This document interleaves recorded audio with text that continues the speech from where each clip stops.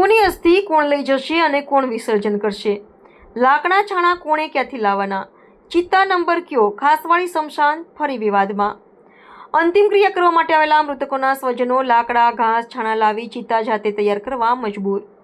મરણ પાવતી આપનાર કર્મચારીઓ નહીં હોવાથી મરણ દાખલો કેવી રીતે મળશે? સવાલો ઉઠ્યા. વડોદરા મહાનગરપાલિકા દ્વારા આજથી શહેરના 31 સ્મશાનોમાં કોન્ટ્રાક્ટ પ્રથા લાદી છે. જોકે આજે સવારે એક સાથે વડોદરા શહેરના ખાસવાડી સ્મશાનમાં 5થી વધુ ડેડ બોડીઓ આવતા અફરાતફરી મચી ગઈ હતી. કોન્ટ્રાક્ટનો એક પણ માણસ નહીં હોવાથી મૃતદેહ લઈને આવેલા ડાઘુઓને જાતે જ અંતિમ સંસ્કાર કરવાની તૈયારી કરવી પડી હતી. લાકડા ઘાસ છાણા આ તમામ વસ્તુઓ જાતે લાવીને ચિત્તા ગોઠવવાનો વારો આવ્યો હતો. સ્મશાનના કોઈ પણ કર્મચારી નહીં હોવાથી મૃતકોના સ્વજનોને ઘણી હાલાકી વેઠવી પડી હતી. બીજી તરફ મરણ પામતી આપનાર કોઈ નહીં હોવાથી મરણ દાખલો કેવી રીતે મળશે તેવા સવાલો મૃતકના સ્વજનોએ ઉઠાવ્યા હતા. અંતિમ ક્રિયા માટે આવેલા મૃતકના સ્વજને જણાવ્યું હતું કે સ્મશાનમાં કોઈ પણ પ્રકારની વ્યવસ્થા નથી. આજે 8 ડેડ બોડીઓ આવી છે.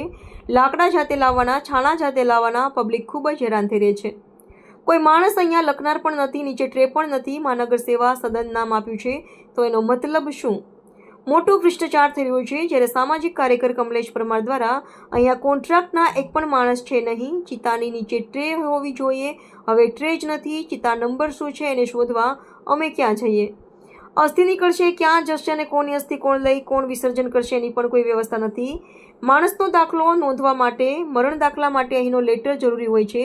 જે અહીંયાથી ચોપડામાંથી ફોટો પાડીને લઈ જતા હતા એ વ્યવસ્થા નથી. અમારે મરણ દાખલા માટે પણ ખૂબ જ ધક્કા ખાવા પડશે. આ ઘોડતંત્ર છે આપણા વડોદરા શહેરનું.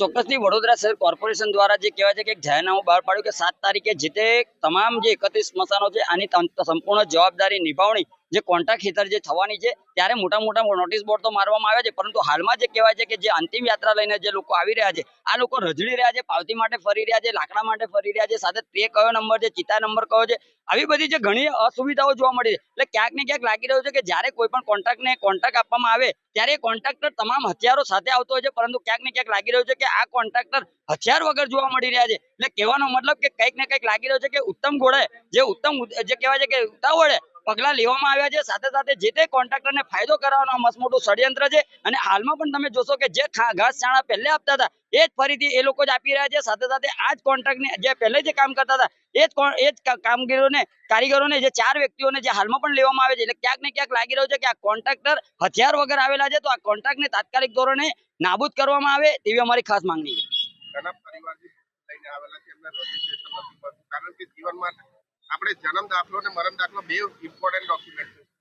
ચોક્કસથી વડોદરા શહેરના તમામ નગરજનોને જન્મ દાખલો હોય કે મરણ દાખલો હોય તમામ રીતે વલખા મારવા પડતા હોય છે. એનું મુખ્ય કારણ એક જ છે કે કોર્પોરેશન જે સંચાલિત જે પહેલે જે તમામ જે સ્મશાનો હતા હાલમાં જે કોન્ટ્રાક્ટ પ્રથા લાગુ કરવામાં આવી છે ત્યારે ક્યાંક ને ક્યાંક લાગી રહ્યું છે કે જીવતા જીવત તો માણસ રજડી જ રહ્યો છે. હાલમાં મર્યા પછી પણ જે કહેવાય છે કે પોતાનો જે દાખલો જે મરણ દાખલો લેવા માટે પણ આવનારા દિવસોમાં રજડશે તેવી પરિસ્થિતિનો સામનો કરવો પડી રહ્યો છે.